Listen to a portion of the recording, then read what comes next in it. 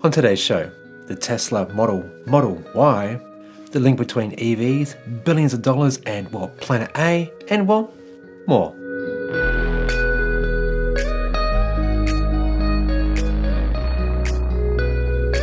Welcome everyone, my name's Chris and this is your show about everything happening in the space of renewable technology like electric vehicles, battery, wind, solar and more. If you're new to the channel, welcome, subscribe, it does support the channel. You want to take it next level?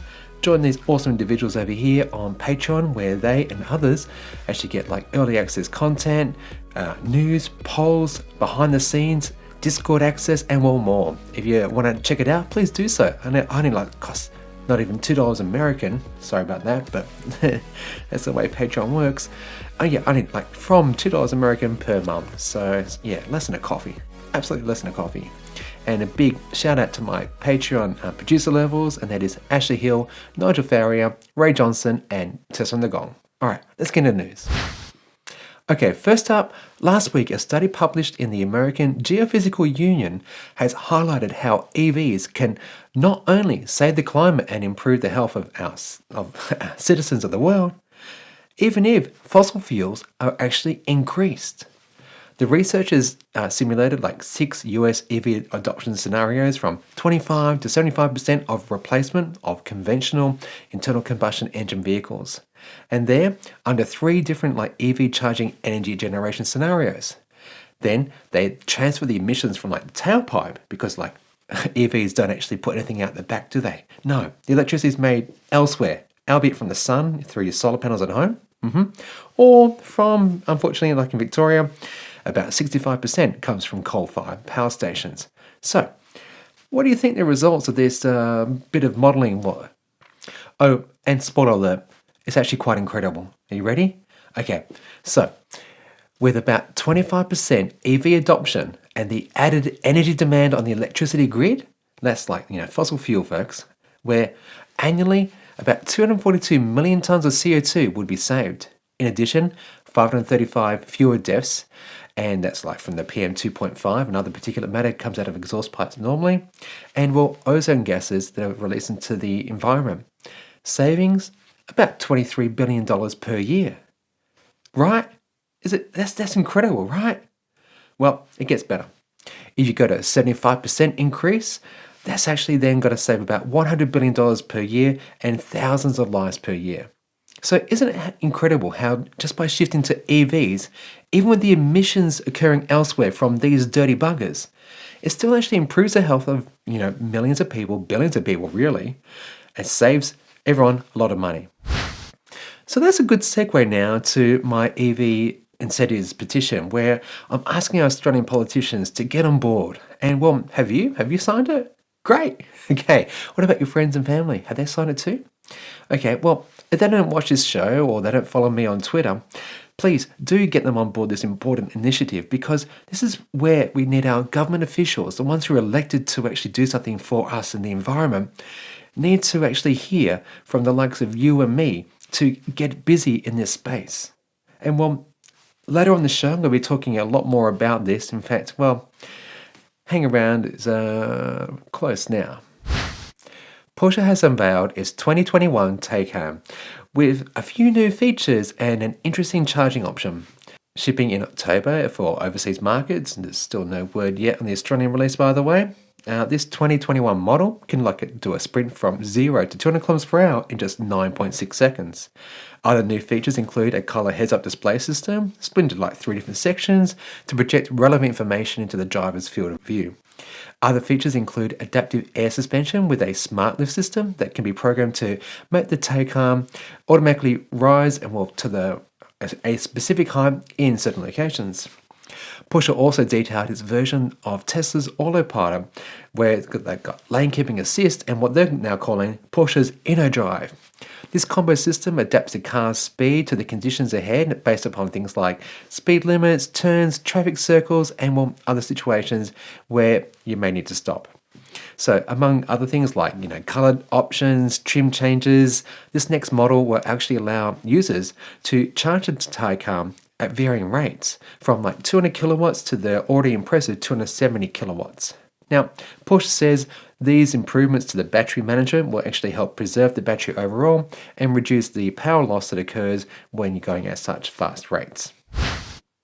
Last week I did a bit of a rant about NEV Power, the NCCC chair and board member who appeared before the Senate on the COVID recovery plan. It seems that even more evidence of just how corrupt the NCCC Commission is, and what our politicians too, following comments by Frank Calabria, that's Origin Energy Chief Executive Officer, who spoke with the Australian Financial Review. Now, I'm going to quote directly from the article written by Angela MacDonald-Smith, who wrote this. Frank Calabria has called for realistic expectations of the costs of East Coast gas production and efficient regulatory approval to allow for gas to underpin the hoped-for economic recovery post-COVID-19. Mr. Calabria said that gas production industry had to be as competitive as possible, but prices had to be at a level that supported major investment in new supply. Otherwise, gas won't be developed. Santos Chief Executive Kevin Gallagher said gas transport costs also need to fall, as well as the cost of gas supply, and called for more efficient regulation and approvals. Huh? Something smells a bit off here. Is it that, Kevin from Santos was one of the many fossil fuel companies consulted by NCCC? Or maybe how the NCCC recommended a gas pipeline across our vast country of ours to, lower gas transportation costs maybe? Yeah? Fits in the whole picture that NEV Power and, Kevin Gallagher, both of whom work with gas mining companies, want this pipeline to not bring prices down to everyday Australians, because to do so means that there isn't actually enough profit in it to warrant the stuff coming out of the ground. So in actual fact, is to reduce their gas transportation costs and, hopefully ease regulations around gas mining. Despite the whole back of the environment thing, yeah. Sorry kids, Angus, Kevin and, Nev, they don't care about your future. No, they just want big profits for shareholders and perhaps even bigger bonuses for them. So this dirty, sordid state of affairs of a gas-led recovery keeps coming out of the ones in charge who can make it happen. Yep, time and time and time again. They keep selling this as being the wonderful, necessary, and what will save everyday Australians with affordable gas that has never been more important, particularly as the Australian economy recovers from the impact of COVID-19. A gas-fired recovery will provide grid reliability, drive job creation and economic growth. Well, it turns out as much as the crooked NEV Power and pretty obvious Kevin Gallagher would like you to believe their distorted vision of Australia in a post-COVID world, you've got Frank from Origin Energy of all companies telling you if it isn't expensive enough, no company is interested in investing in it, let alone pulling it out of the ground. And this is from a company that's been actually trying to get away with coal seam fracking since 2013. So Angus, I do hope you're watching, because this next bit's for you. A gas-fired recovery would not provide grid reliability. These do. A gas-fired recovery will not drive job creation. These do. A gas-fired recovery will not provide economic growth. These do. Do you know why electricity prices have dropped to a 5-year low? Renewables. Year on year, there's more solar, there's more wind power, there's massive batteries, all driving prices down. And to my keyboard warriors, I'll admit that, there's an element here of international coal and gas commodity prices pushing things lower. But this is the point that Angus Taylor needs to understand, because the poor guy doesn't seem to get the most basic of economics around this. Investing in fossil fuels is a fool's game. There's no money in it for business. Just ask Frank, AEMO, AER, CSIRO, and more. Banks want to get away from it. Smart governments also don't want to be left with stranded assets. So, Angus, please, do your job, actually reduce emissions by stopping the expansion of gas, and while Scotty from marketing, dissolve the NCCC already. Thanks. Please share the video with friends, family, tag politicians, and put it on their Twitter or Facebook walls. That's even better, because the more that they actually get exposed to this and hear from the majority of Australians who want a cleaner, greener future, one that isn't reliant on gas, coal, or any other dinosaur fuel, The quicker we'll get emission targets, better fuel standards, ICE car bans, EV charging infrastructure, and dare I say it, EV incentives. The first several, by the way, cost the government nothing. They don't. They just need to legislate for them, and more businesses and individuals will answer the call. Alrighty, getting off my soapbox once again, let's now get into mail, where I dived into this NCCC mess, and here's what you guys wrote about it. Australia has elected fossil fuel industry puppets. Wonder why electricity prices are so high? Wind and solar energy are safer, cleaner and cheaper than fossil fuels. Elections matter. And Ken also wrote, speak up for the future of the planet. Get active in your community. Support solar energy and electric vehicles. Work for the future you want to see. And then this by David. The government promotes corporate corruption in Australian taxpayer subsidies and enables the export of profits to offshore accounts, all to avoid the blowback from the coal-promoting Sky After Dark shock jock cabal, who refuse to accept the science behind global warming. The hypocritical religious Morrison is nothing less than a tool for the Hunter Illawarra coal lobby, so much loved by Angus Taylor, who just happens to be a member for the Illawarra coal mines. No wonder facts avoid him. Yep, and hashtag awkward, right? On the same show, I talked about Ford's decision to have engine noises into the cabin of the upcoming Mustang Mach-E. That's their electric vehicle coming out soon. And well, here's some comments around that. Love the sound of my 2012 Leaf under full power. We're going to be behind third world countries for EV uptake. The lobbyists have done a great job of keeping Australian drivers in the caves. And this? Love the allusion to Holy Grail. Hilarious. Reminds me of what Henry Ford may have said about the Model T. If I had asked people what they wanted, they would have said a faster horse. Thanks Andrew and Michael and well, everyone who commented. And interestingly, this last week, Elon tweeted that for American customers who have any Tesla made after September 1, 2019, they'll have the ability to play like snake jazz or Polynesian elevator music.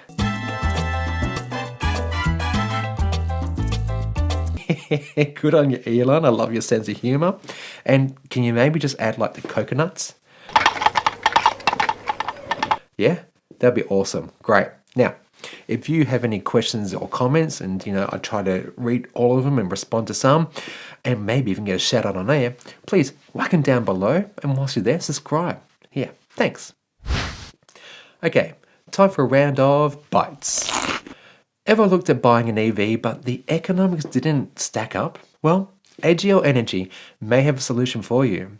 Called the EV subscription, this I think is basically like leasing an EV from as little as $299 per week. Models available include the Nissan Leaf 2, Ioniq, Kona, and of course the Tesla Model 3. To be eligible, you need to be an AGL customer who is 21 years or older, live within 50 kilometers of a central business district, and have off-street parking available. Now, I'm no financial advisor and can't tell you this is a good fit for you, but it might be a good idea for some.